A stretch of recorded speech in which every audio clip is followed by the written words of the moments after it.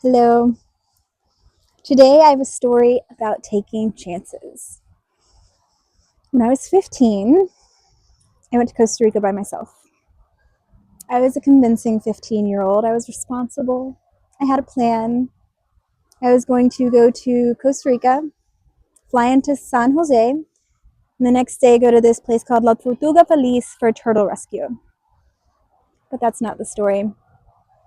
The story actually starts on the plane when I noticed someone, but didn't think much of it. Then when I got to my hostel to check in, I looked back and I saw the guy.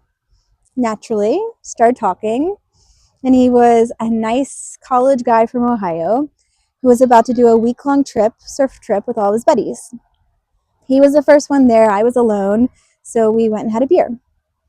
If you've ever been in Latin America, it's the communal style beer where it's 1 liter, very, fun and personable, and you just share. Well, as our beers went from one to many, it went from this one guy to everyone. And then a plan unfolded. Bungee jumping. Now, 15-year-old me and a van full of college guys going to an undisclosed location. Risky? Absolutely. But I felt safe until I didn't. I don't remember the highways or the roads, just the van bumping on the dirt road, headlights cutting through the jungle, nothing but darkness beyond. And me thinking, pretty far out there. Eventually we stop, we sign questionable waivers, and walk onto an old bridge. It's just lit enough to see the drop, but not below. One by one, these guys jump. But here's what I notice. These tall, strong adult men, they crouch first. Like if they make themselves smaller, they can minimize the risk. It's like a half jump is safer than a full jump. Then it's my turn. Little old me, a bridge, a bungee cord, and below, nothing but black. I take a breath, lift my chest and my arms, and I jump, more so dive. And in an instant, light becomes dark, sound becomes silent, until sound of a river, possibly close, one I didn't even know was there. And just as I start to process that, I'm flung back up, dancing between gravity and weightlessness. It was one of the most adrenaline-filled experiences of my entire life. And I jumped again. Not as much fear. But here's the thing.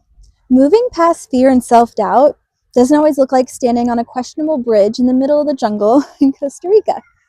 For your sake, I hope it doesn't. Fear and self-doubt show up anytime we're on the cusp of something big.